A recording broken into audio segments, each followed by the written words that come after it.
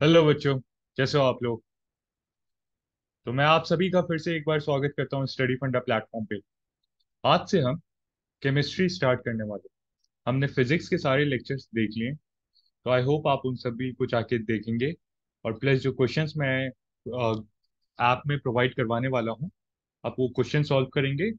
इसके बाद भी कोई डाउट होता है तो आप मुझसे कमेंट करके पूछ सकते हैं, या हम जो डाउट सेशंस लेंगे अभी अ, अपने कोर्स, ये साइंस का कोर्स खत्म करने के बाद, तो उसमें आप हमसे पूछ सकते हैं। तो चलिए आज का लेक्चर स्टार्ट करते हैं। आज हम पढ़ेंगे about matter and our surroundings.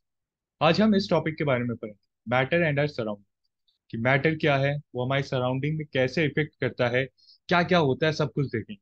ठीक है, तो बहुत मजा आने वाला है। स्टार्ट करते हैं। सबसे पहले जो हम हर बार करते हैं, ये देख लेते हैं कि हम पढ़ेंगे क्या क्या। सबसे पहले मैं आपको बताऊंगा मैटर होता क्या है, फिर स्टेट्स ऑफ मैटर क्या होते हैं, then boiling and melting point क्या होता है, फ्यूजन, सब्लिमेशन एंड डिपोजिशन का मतलब क्या होता है, इनके बीच में अंतर क्या होता है, फिर लेटेंट हीट ऑफ फ्यूजन और लेटेंट हीट ऑफ वेपराइजेशन क्या होता है। मेजॉरिटी ऑफ बच्चों को इन दोनों में कंफ्यूजन होती है। ठीक है, मैंने कई बच्चों से बात की है, मोस्टली सभी को कंफ्यूजन होता है इन दोनों टॉपिक में। तो ये दोनों टॉपिक क्या है, इसके बारे में अभी हम देखेंगे। उसके बाद इवेपोरेशन क्या होता है, कौन कौन से फैक्टर्स रिस्पॉन्सिबल हैं इवेपोरेशन के लिए। फिर हम पढ़ेंगे अबाउट सॉल्यूशन, सॉल्यूशन क्या होता है, सॉल्यूशन और सॉल्युबिलिटी का मतलब क्या होता है, सस्पेंशन, कोलाइडल सॉल्यूशन, ये क्या होता है, इनके बीच का अंतर क्या होता है।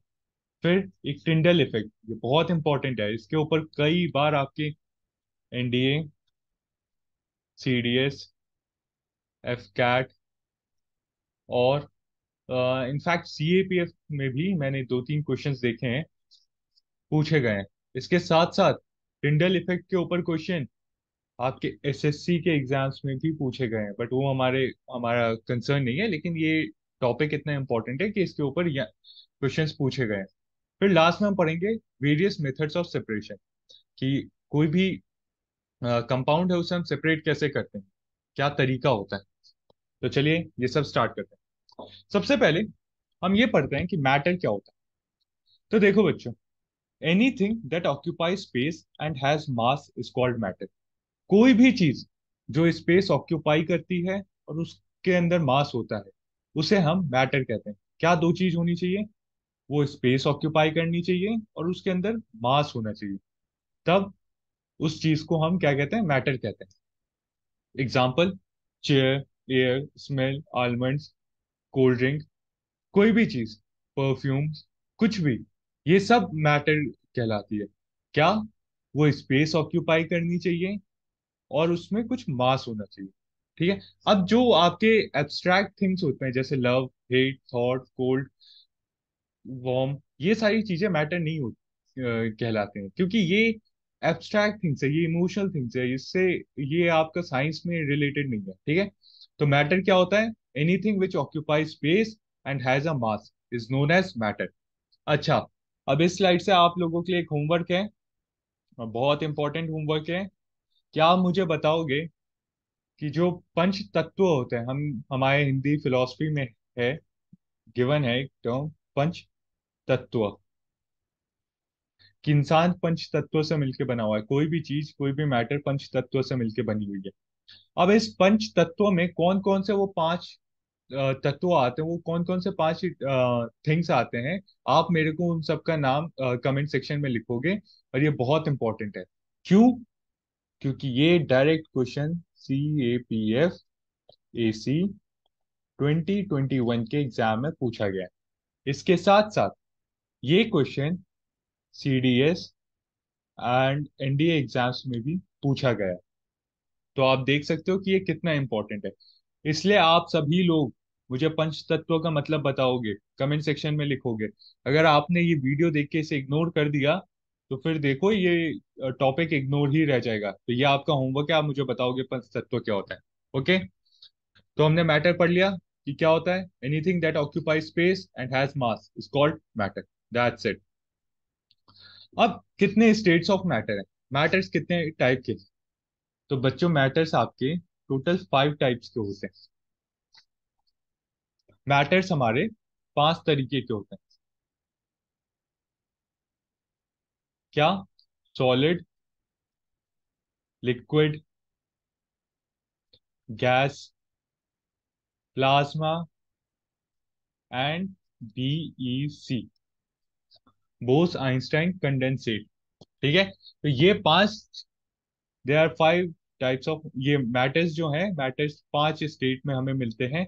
तो ये है मैटर की 5 स्टेट। सबसे पहले सॉलिड के बारे में पढ़ते हैं, सॉलिड क्या होता है। सॉलिड की प्रॉपर्टीज देखते हैं कि कौन सा मैटर को, कौन से चीजों को हम कहेंगे कि भाई ये सॉलिड है, ये लिक्विड है।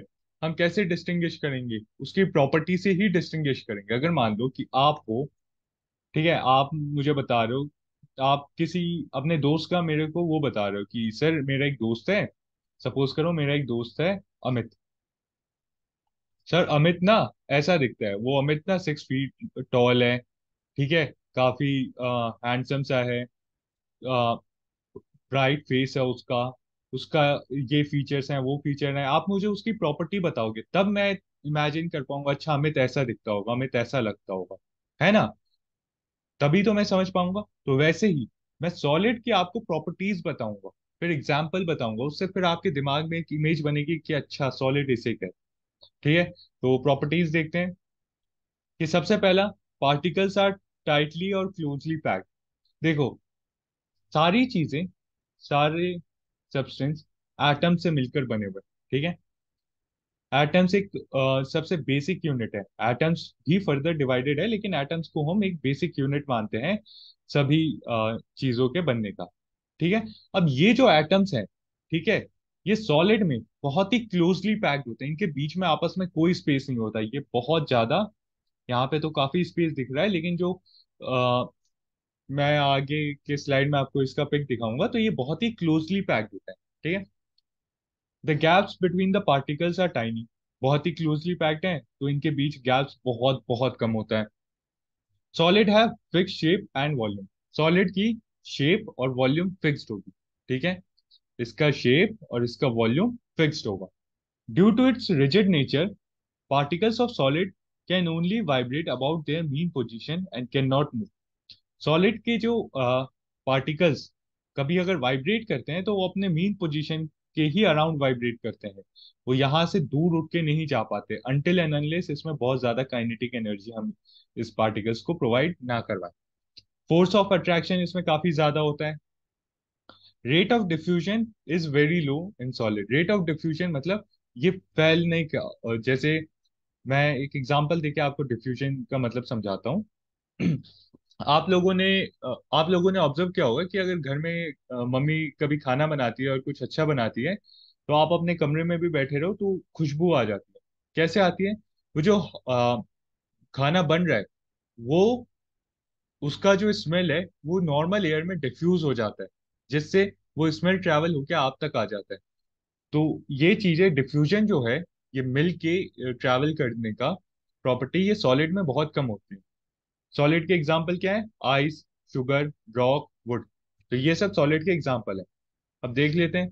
तो बच्चों ये है आपका सॉलिड, इसमें देखो टाइ जो पार्टिकल्स हैं आपके बहुत ही क्लोजली पैक्ड है, इनके बीच में स्पेस बिल्कुल नहीं होता। ठीक है, तो ये आपका सॉलिड का स्ट्रक्चर है। आगे चलते हैं।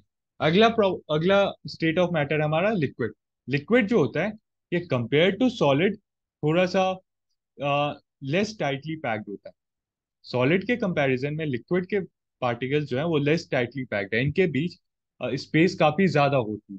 They have they have some space between them, their particles have some space between them. Liquids जो है it is difficult to liquids are difficult to compress as particles have less space between them to move. हम इसे ज्यादा compress नहीं कर पाते, although हम इसे कंप्रेस कर पाएंगे, ठीक है, बट एक एक्सटेंट तक ही, उससे ज्यादा नहीं, बिकॉज इसमें जो स्पेस है, ऑल्दो इस पार्टिकल्स के बीच जो स्पेस है वो सॉलिड से ज्यादा है, लेकिन फिर भी इतना स्पेस नहीं है। ठीक है, और अगर हम इसे पास लाएंगे तो हम इसे एक हद तक कॉम्प्रेस कर सकते हैं, उससे ज्यादा नहीं। They have fixed volume but no fix shape. जैसे आपको पता है कि लिक्विड जो है वो किसी भी कंटेनर में डालो उस कंटेनर का शेप ले लेती है। तो वैसे ही लिक्विड का फिक्स वॉल्यूम होता है, उसका वॉल्यूम फिक्स होता है, लेकिन उसकी शेप फिक्स नहीं होती। The rate of diffusion in liquid is higher than solid. इसका rate of diffusion is higher than solid होता है। Force of attraction is weaker than solid, तभी इसके बीच में स्पेस ज्यादा है। देखो बच्चों क्या होता है कि दो पार्टिकल्स अगर इसमें स्पेस है तो इनके बीच फोर्स ऑफ अट्रैक्शन कम होगा, और अगर ये पास पास में एकदम पास में जुड़े हुए हैं तो इनके बीच फोर्स ऑफ अट्रैक्शन ज्यादा होगा, है ना? तभी तो कोई दो चीज आपस में चिपकी हुई है, क्योंकि उनके बीच फोर्स ऑफ अट्रैक्शन ज्यादा है। तो वही। अब इसके कुछ example, water, milk, blood, coffee. तो ये हैं कुछ लिक्विड के एग्जांपल। अब अगला स्टेट ऑफ मैटर देख लेते हैं। तो अगला है आपका गैस। फोर्स ऑफ अट्रैक्शन इसमें बहुत ही नेग्लिजिबल होता है ना? तभी इसके पार्टिकल्स इधर उधर वाइब्रेट करते रहते हैं। They have no fix shape and no no fix volume and no fix shape. इनकी ना तो फिक्स शेप होती है ना वॉल्यूम होती है। इनमें कंप्रेसिबिलिटी सबसे ज्यादा होती है, आप इनको सबसे ज्यादा कंप्रेस कर पाते हैं। देखो, सॉलिड जो है सॉलिड जो है उसके पार्टिकल्स, मैं आपको दो अलग अलग पेन से समझाता हूँ। सॉलिड जो है इसके पार्टिकल्स आपस में बहुत ज्यादा चिपके हुए हैं, ठीक है? वहीं लिक्विड के पार्टिकल्स लिक्विड के पार्टिकल्स के बीच में थोड़ा स्पेस है। आप सॉलिड को कंप्रेस नहीं कर पाओगे, क्यों? क्योंकि अब ये इससे ज्यादा इसके बीच में स्पेस है ही नहीं। अगर इसको आप चिपकाना चाहोगे ये चिपक ही नहीं पाएगा, क्योंकि भाई ये पूरा इसके बीच में जो भी स्पेस था इसने सबको सब में ये जाके एकदम चिपक चुका है। बट लिक्विड में थोड़ी स्पेस बची है, तो लिक्विड को आप कंप्रेस कर पाओगे। वहीं अगर आप गैस में देखोगे तो इसमें जो स्पेस है ये बहुत ज्यादा है, तो इसमें कंप्रेसिबिलिटी सबसे ज्यादा होती है। समझ आया? Rate of diffusion is higher as compare to solid and liquid. इसमें सबसे हाईएस्ट होता है rate of diffusion. Kinetic energy of particles are higher than solid and liquid. इसके जो पार्टिकल्स हैं उसकी काइनेटिक एनर्जी सॉलिड और लिक्विड के कंपैरिजन में ज्यादा होती है। गैस के एग्जांपल जैसे helium, nitrogen, oxygen, carbon dioxide, ये सब आपके गैस के एग्जांपल। अगला स्टेट ऑफ मैटर है प्लाज्मा। प्लाज्मा हमारा फोर्थ स्टेट ऑफ मैटर है। क्या है? देखो, प्लाज्मा जो है आपका, यह आपको नॉर्मली आपको देखने को नहीं मिलेगा, ठीक है? आपको अपने सराउंडिंग में सॉलिड, लिक्विड, गैस देखने को मिल सकते हैं, लेकिन आपको अपने सराउंडिंग में प्लाज्मा देखने को नहीं मिलेगा easily. Plasma is not generally seen form of matter, ये नॉर्मली देखने को नहीं मिलता। It consist of particles with extremely high kinetic energy. Plasma में के जो पार्टिकल्स हैं उनकी काइनेटिक एनर्जी बहुत हाई होती है। Electricity is use to ionise noble gases and make glowing sign which is essentially plasma. देखो, ये प्लाज्मा आपको सन के प्लाज्मा जो है ये आपको सन के कोर में देखने को मिलेगा, ठीक है? ये नॉर्मली आपको देखने को नहीं मिलता। कहाँ पे देखने को मिलेगा? Super heated forms of plasma stars और सन में आपको देखने को मिलेगा।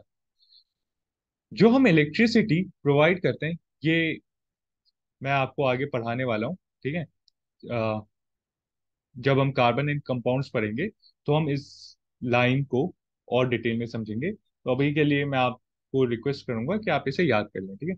2-3 दिनों में उसकी लेक्चर आ जाएगी तो फिर ये टॉपिक आपका क्लियर होगा। Electricity is use to ionise noble gases. हम जो ग्लोइंग साइंस आपने देखा होगा कि रात के समय आप स्ट्रीट पे देखोगे तो ये साइन बोर्ड्स लगे रहते हैं, ठीक है? ये साइन बोर्ड्स टंगे रहते हैं, ठीक है? ये चमकते रहते हैं। तो ये चमकते क्यों है? क्योंकि इनके अंदर आर्गन होता है। जब आर्गन में आर्गन गैस होती है, आर्गन एक नोबल गैस होती है, नोबल गैस होती है। जब इस आर्गन में आप इलेक्ट्रिसिटी प्रोवाइड करते हो then it behaves as a plasma, ये प्लाज्मा की तरह एक्ट करने लगता है। ओके। अगला स्टेट हमारा बोस आइंस्टाइन कंडेंसेट। ये 1995 में डिस्कवर किया गया था। ये क्या कहता है Bose Einstein condensate?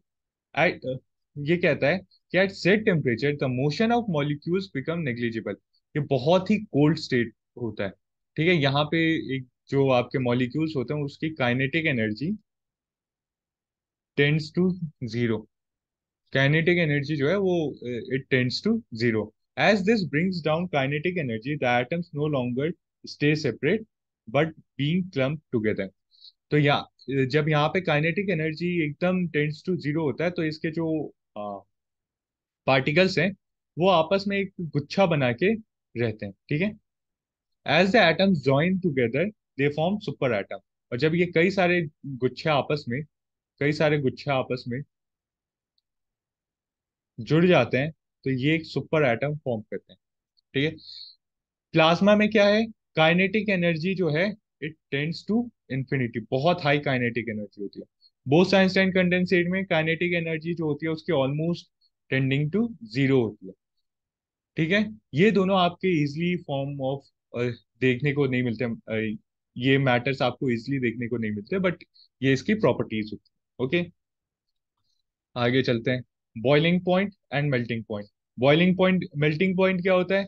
Melting point वो होता है कि वो टेम्परेचर जब सॉलिड जो है वो लिक्विड में ट्रांसफॉर्म कर जाएगा at the same atmospheric pressure. वो पॉइंट जब सॉलिड लिक्विड में कन्वर्ट हो जाएगा at the set atmospheric pressure, मतलब बिना एटमॉस्फेरिक प्रेशर को चेंज किए हुए आपका जो सॉलिड बॉडी है वो आपके लिक्विड में कन्वर्ट हो जाएगा, ठीक है। बॉइलिंग पॉइंट क्या होता है? वो टेम्परेचर जब आपका लिक्विड आपके वेपर्स में कन्वर्ट हो जाएगा at same atmospheric pressure. Same atmospheric pressure condition में आपका जो लिक्विड है वो आपका वेपर फॉर्म में कन्वर्ट हो जाएगा, ठीक है। उस टेम्परेचर को उस टेम्परेचर को जिस टेम्परेचर पे आपका लिक्विड वेपर फॉर्म में कन्वर्ट होता है उस टेम्परेचर को हम कहते हैं बॉइलिंग पॉइंट। सॉलिड लिक्विड में हुआ, then it is known as melting point. Liquid gas में हुआ, then it is known as boiling point, ठीक है। और इन सारे केसेस में एटमॉस्फेरिक प्रेशर सेम होना चाहिए, मतलब आप एटमॉस्फेरिक प्रेशर में चेंजेस मत लाओ, जो कांस्टेंट प्रेशर है उसी पे रहने दो, तब ये आपका फंक्शंस परफॉर्म होंगे।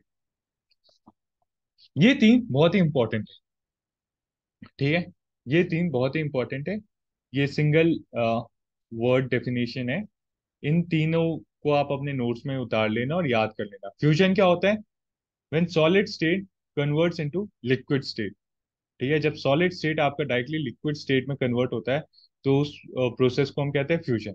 सब्लिमेशन, जब सॉलिड आपका गैस में कन्वर्ट होगा बिना लिक्विड में जाए। Sublimation, solid directly into gas without going into liquid state.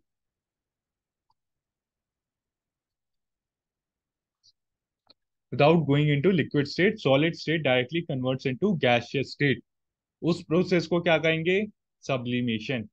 Deposition क्या होता है? व्हेन गैसियस स्टेट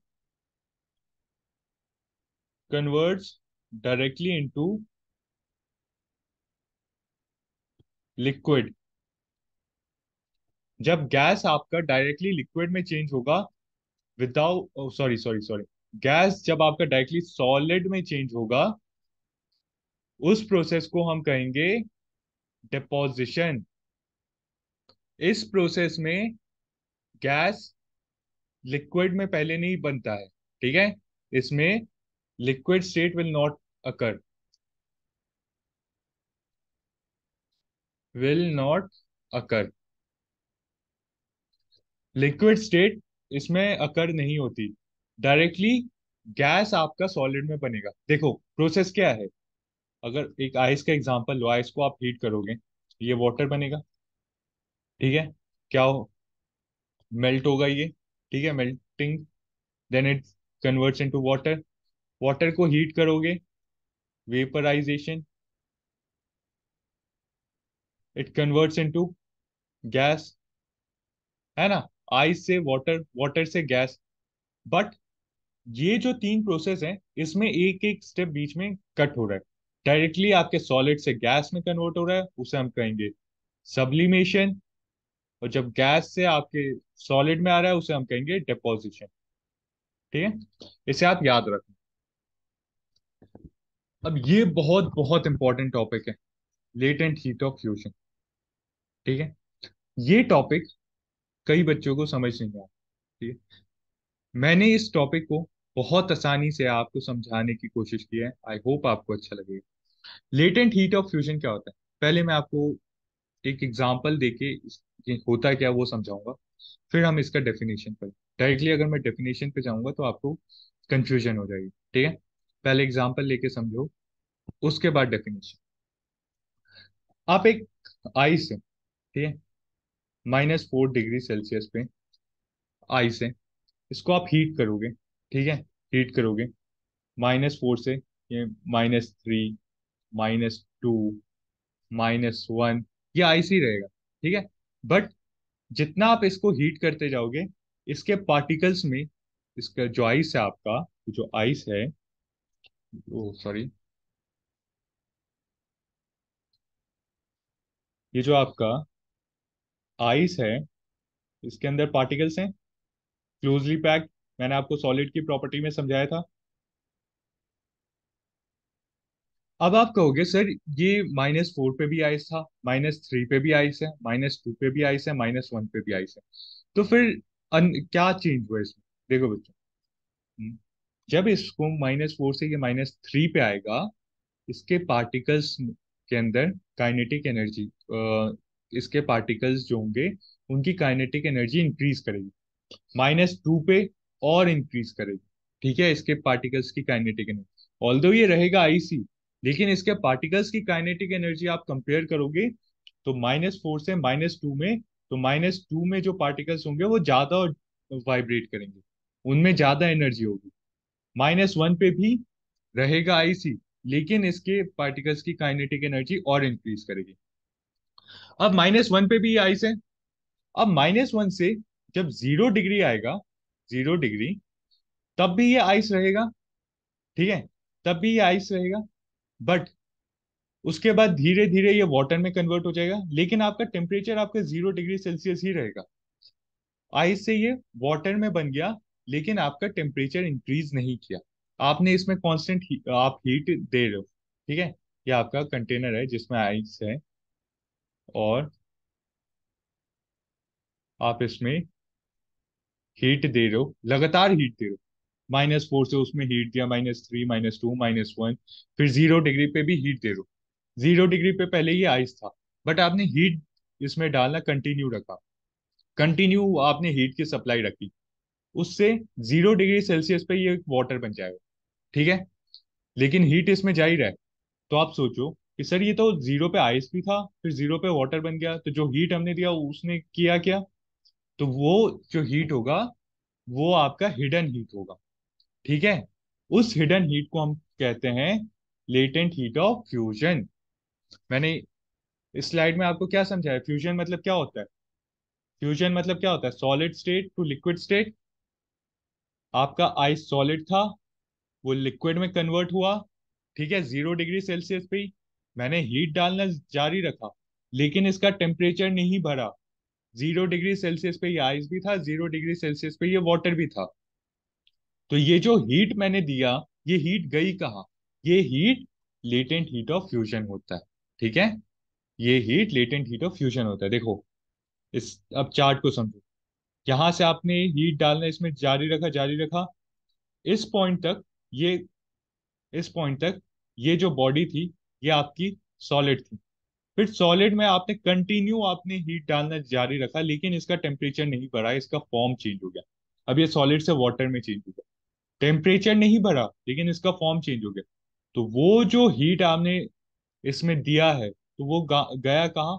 वो आपका लेटेंट हीट ऑफ फ्यूजन कहलाएगा। समझ आया लेटेंट हीट ऑफ फ्यूजन क्या होता है? वो हिडन हीट होती है, जो कि आपका टेम्परेचर इंक्रीज नहीं करती है, लेकिन जो आपका फॉर्म था, एक फॉर्म से दूसरे फॉर्म में कन्वर्ट कर दिया। ठीक है, अब इसकी डेफिनेशन पढ़ लेते हैं। Latent heat of fusion of a solid is defined as the amount of heat required is the amount of heat required to convert a unit mass of a substance from solid state to liquid state without changing the temperature. Solid state से liquid state में हमने एक unit mass को change किया without changing the temperature is known as latent heat of fusion. I hope आपको समझ आया होगा कि लेटेंट हीट ऑफ फ्यूजन क्या होता है। ठीक है, अब आते हैं हम लेटेंट हीट ऑफ वेपराइजेशन पे। अब वही जो आपका 0 डिग्री सेल्सियस पे जो आपका वाटर था, आपने इसमें हीट डालना जारी रखा। ठीक है, अब ये 100 डिग्री सेल्सियस पे वाटर है। ठीक है, अब आपने इसमें लेकिन कंटिन्यू आप उस कंटेनर में हीट दे ही रहे हो, दे ही रहे हो। तो ये जो होगा, ये 100 डिग्री सेल्सियस पे अब ये वेपर बन जाएगा। देख रहे हो, इसका स्टेट चेंज हो गया, लेकिन टेम्परेचर जो था वो अब सेम ही है। कितना? 100 डिग्री सेल्सियस।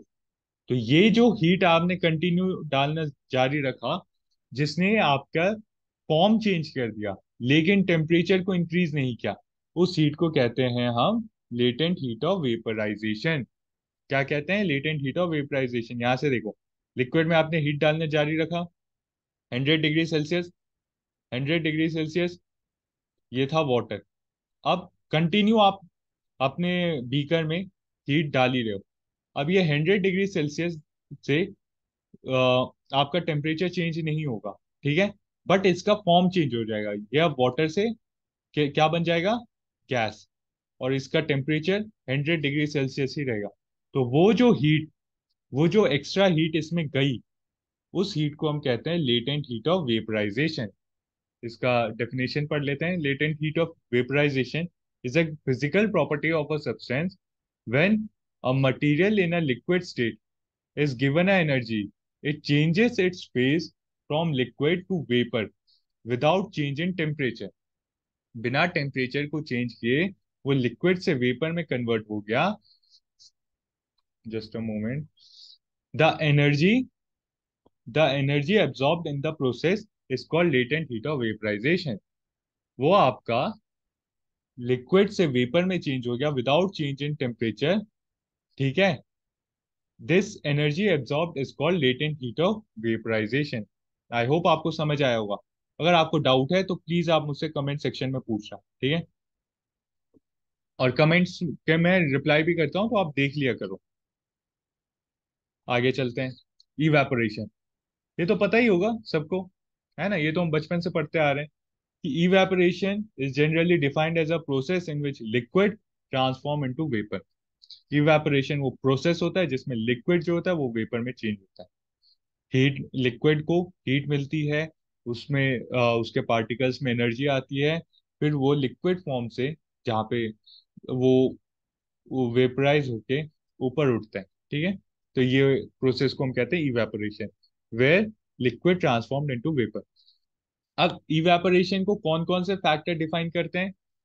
तो evaporation temperature, surface area, humidity, wind speed, in factors पे डिपेंड करती है। क्या होता है ये? टेम्परेचर जितना ज्यादा होगा, इवेपोरेशन उतना ज्यादा होगा। एग्जाम्पल, गर्मियों के मौसम में आपके कपड़े जल्दी सूख जाते हैं। क्यों? क्योंकि टेम्परेचर बहुत ज्यादा होता है, उस वजह से इवेपोरेशन की स्पीड भी बहुत हाई होती है। दूसरा, surface area of a liquid, जितना बड़ा सरफेस एरिया होगा उतना ज्यादा इवेपोरेशन होगा। एग्जाम्पल, आप एक गर्म चाय को कप में पियो। ठीक है, आपको ज्यादा आप एक सपोज करो, एक बच्चे को नहीं, आप एक गर्म चाय को कप में पियो और उसी गर्म चाय को एक प्याली में डाल के पियो, तो आपको प्याली में मतलब थोड़ा कम गर्म महसूस होगा। क्यों? क्योंकि आपने सरफेस एरिया बढ़ा दिया, तो जो इवेपोरेशन की स्पीड थी वो बढ़ गई, तो जो भी हीट मॉलिक्यूल्स थे वो उड़ गए। ह्यूमिडिटी, अगर ह्यूमिडिटी ज्यादा है तो इवेपोरेशन कम होगा। Humidity is inversely proportional to evaporation. Example, बरसात के मौसम में, रेनी सीजन में आपका जो इवेपोरेशन की स्पीड होती है, आपके कपड़े सूखने की स्पीड होती है, वो बहुत कम हो जाती है। क्यों? क्योंकि ऑलरेडी एटमॉस्फेयर में बहुत पानी होता है।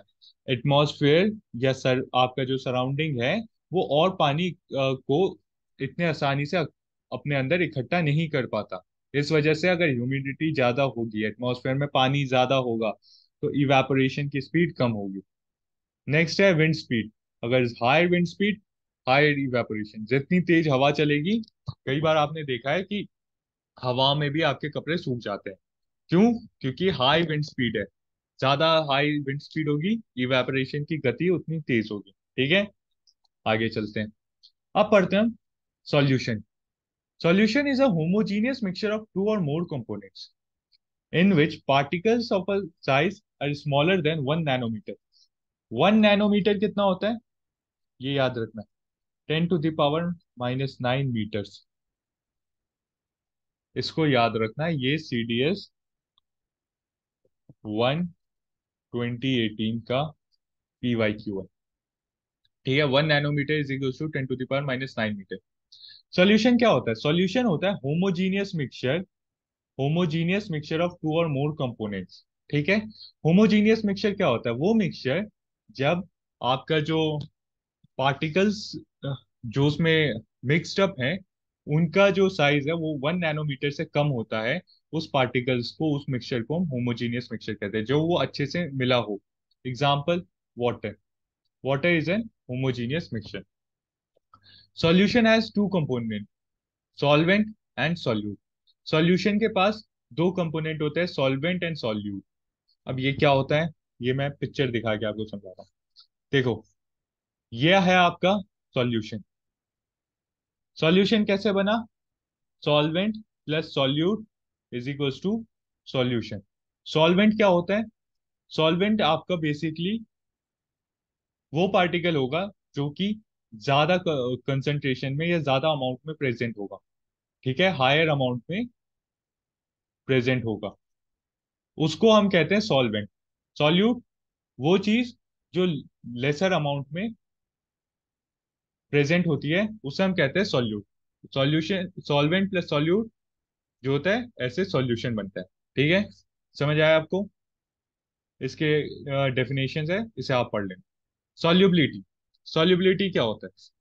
सॉल्युबिलिटी होता है maximum amount of solute that can dissolve in a solvent is at certain temperature is called solubility। आप एक सॉल्यूशन में मैक्सिमम कितना सॉल्यूट मिला सकते हो पर्टिकुलर टेम्परेचर पे, वो उसकी सॉल्युबिलिटी होगी। मतलब देखो, एक ग्लास में पानी है, ठीक है, आप लोग खुद ही बताना।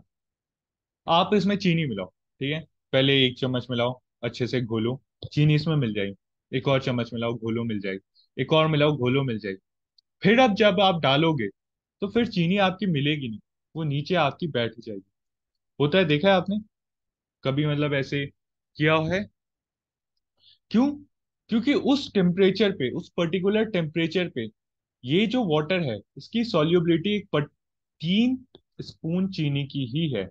3 स्पून शुगर की ही इसकी सॉल्युबिलिटी। तो सॉल्युबिलिटी क्या होता है? सॉल्युबिलिटी होता है कि मैक्सिमम कितना सॉल्यूट आप मिला सकते हो एक सॉल्वेंट में at certain temperature is known as solubility. Okay, ये आपका सॉल्युबिलिटी का है। मैं आपको इस, देखो, सॉल्युबिलिटी, जस्ट अ मोमेंट। जब किसी सॉल्वेंट में आप सॉल्यूट और मिला सकते हो, जब उसकी हाईएस्ट हाईएस्ट जो लिमिट है वो अचीव नहीं है, तब तक वो सॉल्वेंट जो होगा वो अनसैचुरेटेड सॉल्यूशन होगा। वो सॉल्यूशन जो होगा वो अनसैचुरेटेड सॉल्यूशन होगा।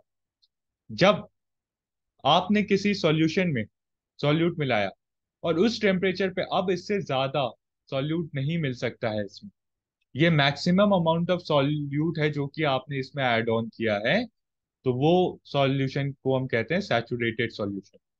सुपर सैचुरेटेड सॉल्यूशन क्या होता है? सुपर सैचुरेटेड सॉल्यूशन वो सॉल्यूशन होता है कि जब आपने सैचुरेटेड सॉल्यूशन को सैचुरेटेड सॉल्यूशन में और सॉल्यूट मिलाया, जो सॉल्यूशन अब और चीनी, जो वाटर अब और चीनी नहीं ले सकता, बट आपने स्टिल उसमें एक चम्मच चीनी और ऐड किया, तो वो नीचे जाके क्रिस्टल फॉर्म में बैठ जाएगा। इस टाइप के सॉल्यूशन को हम कहते हैं सुपर सैचुरेटेड सॉल्यूशन। ठीक है, क्या कहते हैं? Super saturated solution. अगला टॉपिक है सस्पेंशन। सस्पेंशन क्या होता है? Suspension is the heterogeneous mixture in which solid particles are spread throughout the liquid without dissolving in it. Suspension एक हेट्रोजीनियस मिक्सचर है जिसमें जो पार्टिकल्स है, सॉलिड पार्टिकल्स या जो सॉल्यूट है, वो लिक्विड में कंप्लीटली डिसॉल्व नहीं होता। वो आपका पूरे लिक्विड में रहेगा लेकिन वो डिसॉल्व नहीं होगा। ठीक है, आप उस सस्पेंशन को थोड़ी देर आराम से छोड़ दोगे तो जो भी आपने इसमें मिलाया है वो नीचे प्रेसिपिटेट के फॉर्म में बैठ जाएगा। जैसे फॉर एग्जांपल, आप एक मडी वाटर लो, ठीक है, एक ग्लास लो, इसमें आप पानी मिट्टी मिला दो और इसे अच्छे से डिसॉल्व कर दो, और कुछ देर आप इस सॉल्यूशन को छोड़ दो, बिना वो इसको टच मत करो, डिस्टर्ब मत करो। आप देखोगे थोड़े टाइम के बाद कि इसमें सारी मिट्टी नीचे बैठ गई। देखा होगा आप लोगों ने, टंकियों की जब सफाई करते हैं तो उसमें आपने देखा होगा कि नीचे मिट्टी बैठी रहती है। क्यों? क्योंकि यार वो सस्पेंशन है। ठीक है, वो एक जो हमने ऐड किया है, ये सॉलिड पार्टिकल्स आपके इस जो लिक्विड है उसमें अच्छे से डिसॉल्व हो नहीं पाता। तो थोड़ी टाइम बाद वो जो भी आपका पार्टिकल्स है, जो भी एक्स्ट्रा थिंग्स है, वो नीचे आपकी बैठ जाए। ठीक है, अब सस्पेंशन की प्रॉपर्टीज क्या होती है वो देख लेते हैं। It is an heterogeneous mixture. Heterogeneous mixture क्या? 10⁻⁻9 से 10⁻⁻6 तक आपका सॉल्यूशन होता है। 10⁻⁻6 से 10⁻⁻2 तक आपका कोलाइडल सॉल्यूशन होता है। अब 10⁻⁻2 से बड़े जिसमें मिक्सचर, जिसमें जो सब्सटेंस आपके आप अपने जो कंपाउंड आप अपने लिक्विड में मिलाओगे, तो वो आपके सस्पेंशन के उसमें आ जाएगा। आपको ये 10⁻⁻6 7 ये सब याद करने की जरूरत नहीं। इतना याद रखना है कि इसमें जो पार्टिकल्स हम ऐड करते हैं उनका साइज बहुत ज्यादा होता है। ठीक है, सिर्फ आपको इतना याद करने की जरूरत है कि इसमें जो हम पार्टिकल्स ऐड करते हैं उनका साइज बहुत बड़ा होता है। Particles of suspension can be seen easily. आप इसको अपने नेकेड आइज से भी देख सकते हो, है ना। मिट्टी जो आप पानी में डिसॉल्व किया, आप उसे अपने नेकेड आइज से देख सकते हो। Particles of suspension do not pass through filter paper, so suspension can be separated by filtration. जो आपका अब आपका ये जो सॉल्यूशन है, ठीक है, आप इसको जब फिल्टर पेपर से पास करोगे तो सारी मिट्टी उस फिल्टर पेपर के ऊपर अटक जाएगी और पानी आपका नीचे चला जाएगा। ठीक है, तो ये इसमें जो सस्पेंशन पार्टिकल्स हैं ये फिल्टर पेपर को क्रॉस नहीं कर पाते। ठीक है, suspension is an unstable mixture. ठीक है, the particles of suspension settle down after some time. बता दिया मैंने आपको। तो ये है आपका सस्पेंशन के सारी चीजें। सस्पेंशन के एग्जांपल्स क्या क्या है, सस्पेंशन सॉल्यूशन के एग्जांपल्स क्या क्या है, सस्पेंशन के एग्जांपल्स क्या है। ठीक है, अब अगला टॉपिक है हमारा कोलाइडल सॉल्यूशन। कोलाइडल सॉल्यूशन क्या होता है? जहां आपका जो मिक्सचर का पार्टिकल, जो मिक्सचर है उसका साइज सॉल्यूशन से बड़ा होता है, सॉल्यूशन से बड़ा होता है, बट सस्पेंशन से छोटा होता है।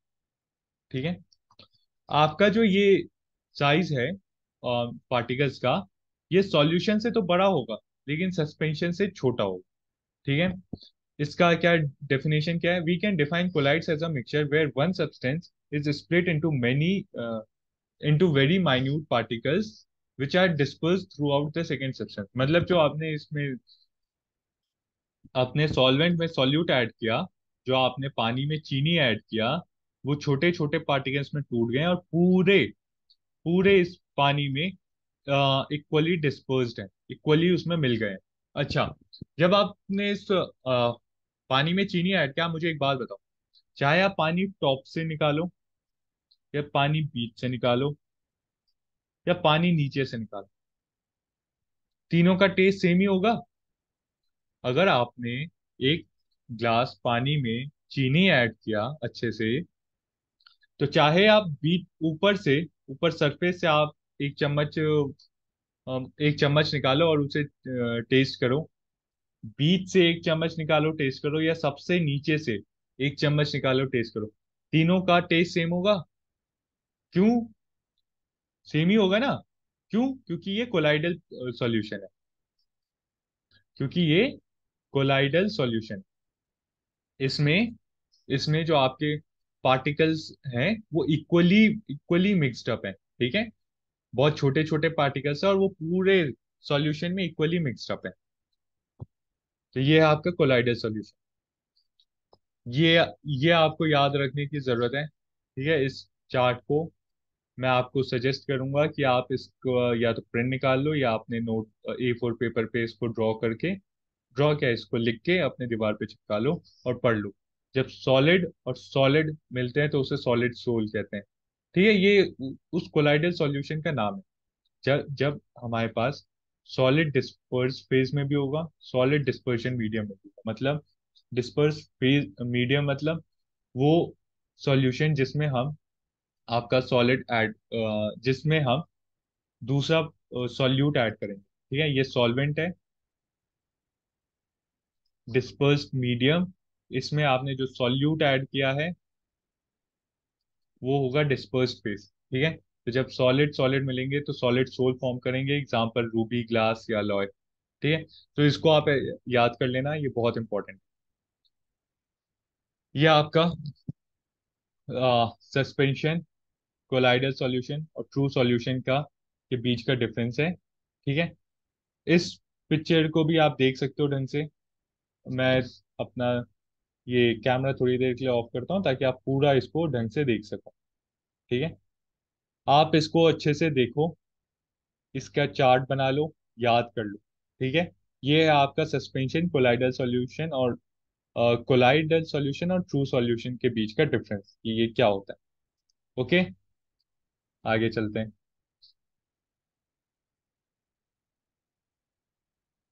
Tyndall effect, very very important.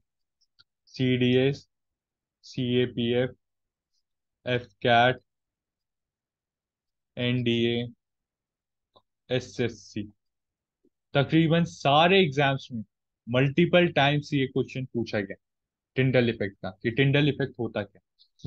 मैं टिंडल इफेक्ट आपको एक एग्जांपल से समझा, तब आपको अच्छे से समझ। अच्छा, आपने एक चीज ऑब्जर्व किया होगा कि सपोज करो एक टॉर्च है, ठीक है? आपका ये एक टॉर्च है, आपने इसका स्विच ऑन किया तो टॉर्च में लाइट केवल इतने पार्ट से निकल रही है, लेकिन आप धीरे धीरे देखते हो कि ये लाइट इतना ज्यादा फैल जा रही है। देखते हो, देखा ही होगा आपने कि टॉर्च में लाइट केवल इतने उससे निकलती है और ये इतना फैल जाती है। क्यों फैलती है? क्योंकि एयर में जो सस्पेंडेड पार्टिकल्स हैं, जो सस्पेंडेड डस्ट पार्टिकल्स हैं, वो इस लाइट के साथ टकराते हैं, वो इस लाइट के साथ टकराते हैं और इस लाइट को इधर उधर डिस्ट्रीब्यूट करते हैं। फॉर एग्जाम्पल, मैं जैसे मेरा ये पेन है, यहाँ से कोई लाइट आ रही है, ठीक है? यहाँ से सपोज करो कोई लाइट ऐसे आई, अब इस लाइट को इसने, पेन ने इसका पाथ ऑब्स्ट्रक्ट किया, अब ये लाइट फैलेगी। ये जो लाइट ये जो लाइट ऐसे आ रही थी, ऐसे आ रही थी, अब ये लाइट फैल जाएगी, तो अब ये लाइट ऐसे मूव करेगी, है ना? जो यहाँ से आपका लाइट आ रहा था, लाइट वेव, सामने पार्टिकल आया तो इस पार्टिकल ने इस लाइट वेव को डिफ्लेक्ट कर दिया, ये और फैल गई। ऐसे हजारों पार्टिकल्स हैं, लाखों पार्टिकल्स हैं, वो लाइट वेव्स को डिस्पर्स करते रहते हैं, ठीक है? उससे जो आपका नॉर्मल जो पाथ था, उससे लाइट वेव आपकी फैल गई। इस इफेक्ट को हम कहते हैं टिंडल इफेक्ट। सिर्फ यही होता है टिंडल इफेक्ट, और इसका इतना हवा बना रखा है कि ये बहुत ही मतलब टफ चीज है, समझिए। अब ये होता क्या है, अब इसकी डेफिनेशन पढ़ लेते हैं। Tyndall effect is the phenomena in which particles of colloid scatter the beam of light that are directed at them. वही इंग्लिश में scatter the beam of light, जो मैंने आपको हिंदी में बताया कि फैला देते हैं। जो आपका टॉर्च से लाइट आ रही है, ठीक है, सामने एक टॉर्च से सीधी लाइट आई, सामने एक पार्टिकल है, उसने इसको स्कैटर कर दिया, फैला दिया। This effect is exhibited by all colloidal solution at some very fine suspensions and some very fine suspensions. Therefore, it can be used to verify if the given solution is a colloidal or not. If the given solution is colloidal or not. Tyndall effect सारे colloidal solution show करते हैं। तो Tyndall effect का हम use इसलिए करते हैं ताकि हम पता लगा सके कि हमारे पास जो सॉल्यूशन है क्या वो कोलाइडल सॉल्यूशन है या नहीं है। ठीक है, कोलाइडल सॉल्यूशन की ये प्रॉपर्टी होती है कि ये टिंडल इफेक्ट शो करेगी। देखो, लिक्विड से गया, सीधा निकल गया, लेकिन टिंडल इफेक्ट में ये डिस्पर्स हो गया। यहाँ पे आपको इसका मीडियम, इसका जो टॉर्च है, जो लाइट है, आपको उसका पाथ यहाँ पे दिखेगा। ठीक है, सॉल्यूशन से जब पास हुआ, सॉल्यूशन से जब पास हुआ आपका, सॉरी ये तो सस्पेंशन है, कोलाइडल सॉल्यूशन के। सॉल्यूशन से जब पास हुआ तो सॉल्यूशन के पार्टिकल्स बहुत छोटे थे, वो लाइट रेज को स्कैटर कर नहीं पाए, तो यहाँ से आपका ट्रांसपेरेंटली पास हो गया, यहाँ से आपका कोई पाथ शो नहीं करेगा। जब कोलाइडल में ये पास किया, जब ये कोलाइडल में पास किया, तो यहाँ पे पार्टिकल के साइज थोड़े बड़े थे, उन्होंने लाइट रेज को डिफ्लेक्ट किया और आपको लाइट का एक पाथ शो हो जाए। ठीक है, लाइट का एक पाथ शो हो जाए। So it is an example of colloidal solution. अब वहीं सस्पेंशन में अगर आपका जो सॉल्यूट है वो नीचे डिस्पर्स्ड नहीं है, मतलब वो नीचे बैठा हुआ नहीं है, वो अभी तक पूरे सॉल्यूशन में मिला हुआ है, तब आपका वो टिंडल इफेक्ट शो करेगा। अगर वो नीचे बैठा हुआ है, वो रेस्ट में है, तो वो टिंडल इफेक्ट शो नहीं करेगा। ठीक है, ये आपने देखा होगा, ये आपने देखा नहीं होगा, मूवीज वगैरह में देखा होगा, ये घरों की खिड़कियों में भी से भी ऐसा आपको देखने को मिलता है कि एक जगह से लाइट आती है, उसके बाद फिर वो लाइट आती सिर्फ इतने से होल से है, लेकिन वो इतना बड़ा एरिया कवर कर लेती है, इतना ज्यादा फैल जाती है। क्यों? Due to Tyndall effect. अब आई होप आपको समझ आ गया होगा। अब हम different types of methods of separation जो है हमारे पास, हम उसके बारे में एक एक करके पढ़ते हैं। सबसे पहले इवेपोरेशन। मेथड ऑफ सेपरेशन क्या है?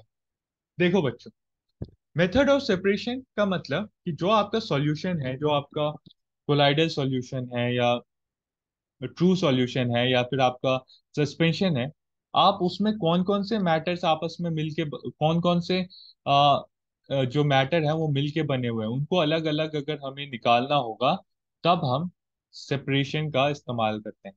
अब सब चीज के लिए तो एक ही सेपरेशन नहीं होगा, है ना। अगर आप मान लो कि मैंने आपको बताया कि एक ग्लास में मिट्टी ले लो, ठीक है, मिट्टी ले लो और उसको थोड़ी देर रेस्ट के लिए रहने दो। मिट्टी नीचे आपकी बैठ जाएगी, ऊपर से पानी निकाल लो, मिट्टी आपका अलग हो जाएगा। तो ये इतना सिंपल है।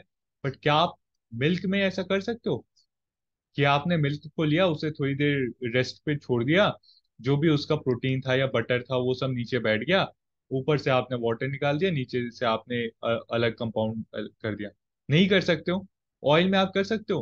अगर मैं आपको क्रूड ऑयल दूं तो आप उसमें से ऐसे ही करके आप क्या मुझे पेट्रोलियम, पेट्रोलियम, ठीक है, आप मुझे पेट्रोलियम ये और बाकी क्या होता है, ग्लिसरीन, ठीक है, ये सब आप निकाल के मुझे ऐसे दे सकते हो? नहीं दे सकते हो। क्यों? क्योंकि सबका मेथड अलग है, सारे अलग अलग कंपाउंड है। तो वैसे ही पहला हमारा सेपरेशन मेथड है इवेपोरेशन। इवेपोरेशन क्या होता है? जब वोलाटाइल एंड नॉन वोलाटाइल, जब वोलाटाइल और नॉन वोलाटाइल कंपाउंड आपस में मिले होंगे, तब हम उसे थ्रू इवेपोरेशन मेथड सेपरेट कर पाएंगे। ठीक है, क्या? जब वोलाटाइल एंड नॉन वोलाटाइल आपस में मिले होंगे तो थ्रू इवेपोरेशन हम उसे सेपरेट कर पाएंगे। For example, dye from the ink. अब एक इंक में आपकी डाई होती है प्लस वाटर होता है, आप इसे हीट करने के लिए छोड़ दो, वाटर सारा उड़ जाएगा और डाई आपकी नीचे आपको अलग से मिल जाएगी। इवेपोरेशन यही होता है। ठीक है, अगला है आपका डिस्टिलेशन। ये है आपका सेकंड मेथड। डिस्टिलेशन में two miscible liquids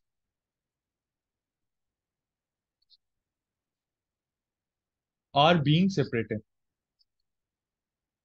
are being separated. मतलब क्रूड ऑयल से, क्रूड ऑयल से आपने पेट्रोल निकाल लिया, आपने ग्लिसरीन निकाल लिया, आपने अदर लिक्विड्स इससे निकाल लिए। ठीक है। जब, या फिर आपने मिल्क से, नहीं मिल्क का तो दूसरा है। तो ये यहाँ पे पेट्रोलियम, ग्लिसरीन और बाकी के अदर जो आपके पेट्रोलियम, क्रूड ऑयल से जो अलग अलग आपके सब्सटेंस निकलते हैं, like petroleum, glycerine and etcetera, ये सब, इनके अलग अलग आपके क्या होते हैं, बॉइलिंग पॉइंट होते हैं, इनके अलग अलग आपके बॉइलिंग पॉइंट होते हैं। हाँ, और ये हमें पता है। तो एक पर्टिकुलर पॉइंट पे आपका पेट्रोलियम बॉयल डाउन होके, यहाँ से आप का क्रूड ऑयल है, इसे आपने बॉईल किया। जब, सपोज करो फॉर एग्जांपल, 70 डिग्री सेल्सियस पे पेट्रोलियम अलग हो जाता है, आपने बॉईल किया, 70 डिग्री सेल्सियस हुआ, पेट्रोलियम लिक्विड वेपर बन के आई और इस कंडेंसर में इकट्ठे हो गए। आपको पता है कि पेट्रोलियम आ गया है, आपको पता है कि 90 डिग्री सेल्सियस पे ग्लिसरीन आ जाता है, तो आपने इसे हीट किया, इकट्ठा कर लिया ग्लिसरीन। तो जब आपके दो मिसिबल लिक्विड्स को आप अलग अलग सेपरेट कर पाते हो, ठीक है, एक सॉल्यूशन से आप मिसिबल लिक्विड्स को अलग अलग सेपरेट कर पाते हो, वो कैसे कर पाओगे आप? Through distillation method. ठीक है, थ्रू डिस्टिलेशन मेथड आप इसे कर पाओगे। अगला है सेपरेटिंग फनल। सेपरेटिंग फनल किसके लिए यूज होता है? Oil and water. जहां two immiscible, immiscible liquids are एड मिक्स्ड। ऑयल और वाटर में आपको पता है कि ऑयल ऊपर फ्लोट करता रहेगा, वाटर नीचे रहेगा।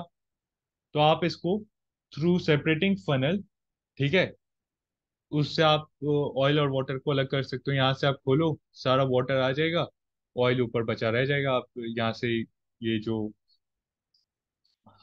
स्टॉप कॉक है, इसको आप बंद कर दो, ऑयल अलग हो जाएगा, वाटर अलग हो जाएगा। क्रोमेटोग्राफी। क्रोमेटोग्राफी आपका किसके लिए यूज होता है? कोई बता सकता है मुझको? डाई जो आपने इवेपोरेशन से निकाला, डाई में क्या अलग अलग कलर्स हैं, उसके लिए। ब्लड से जो हम ड्रग्स को का टेस्ट करते हैं, उसके लिए। तो जब आपका, तो ये आपका क्रोमेटोग्राफी आपके इन इन चीजों के लिए, इन, ये क्रोमेटोग्राफी का क्या कहते हैं, एप्लीकेशन है। क्या? Dye from the colours, blood from drugs, ठीक है, या अलग अलग पिगमेंट्स फ्रॉम नेचुरल कलर। कोई नेचुरल कलर है तो उससे अलग अलग पिगमेंट आप कैसे निकाल पाओगे? तो वो थ्रू आप क्रोमेटोग्राफी निकाल पाते हो। इसमें होता क्या है? इसमें होता ये है क्रोमेटोग्राफी में, अगर मैं आपको समझाऊं, अलग अलग सॉल्यूट डिसॉल्व होते हैं सेम सॉल्वेंट, अलग अलग सॉल्यूट सेम सॉल्वेंट में डिसॉल्व। सपोज करो एक डाई, डाई में आपका वॉयलेट कलर का सॉल्यूट है, ब्लू है, इंडिगो है, ये अलग अलग सॉल्यूट है। सबको एक में मिला दो, पानी मिला दो, ये एक आपका वो बन गया, डाई बन गया। ठीक है। अब यहां से अलग अलग सॉल्यूट को आपको जब अलग करना है कि भाई मुझे सिर्फ वॉयलेट कलर निकाल के दो, ये जो आपका डाई है इसमें से वॉयलेट निकाल के दो, तो आप कैसे निकालोगे? Through chromatography. ओके। अगला प्रोसेस है सेंट्रीफ्यूगेशन। सेंट्रीफ्यूगेशन मेथड, ये कहाँ यूज होता है, बता सकता है कोई? सेंट्रीफ्यूगेशन मेथड आपका यूज होता है मिल्क से क्रीम निकालने के लिए। क्रीम फ्रॉम मिल्क, ठीक है, या फिर यूज्ड इन वॉशिंग मशीन।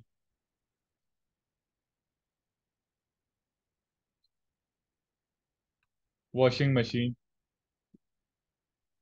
या और कहाँ यूज होता है? डायग्नोस्टिक लैब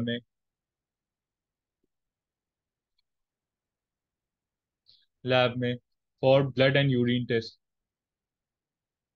ये सब ये सब जो मैं आपको लिखवा रहा हूँ, इसको नोट डाउन कर लेना अपने नोट्स में, क्योंकि ये डायरेक्टली एप्लीकेशंस हैं और इसके ऊपर क्वेश्चन पूछा गया है या पूछ सकता है। बहुत ही प्रोबेबल टॉपिक्स हैं। कि बताओ सेंट्रीफ्यूगेशन मेथड कहाँ यूज होता है, आपसे मेथड नहीं पूछेगा, मेथड काम क्या करता है वो नहीं पूछेगा। आपसे ये पूछेगा कि इस मेथड का क्या फंक्शन है। ठीक है, तो ये चीजें आप आ, लिख लेना याद से। ओके, तो बच्चों, आज के लेक्चर बस इतना ही। अब मैं आपके लिए केमिस्ट्री का पार्ट 2 का लेक्चर लाऊंगा।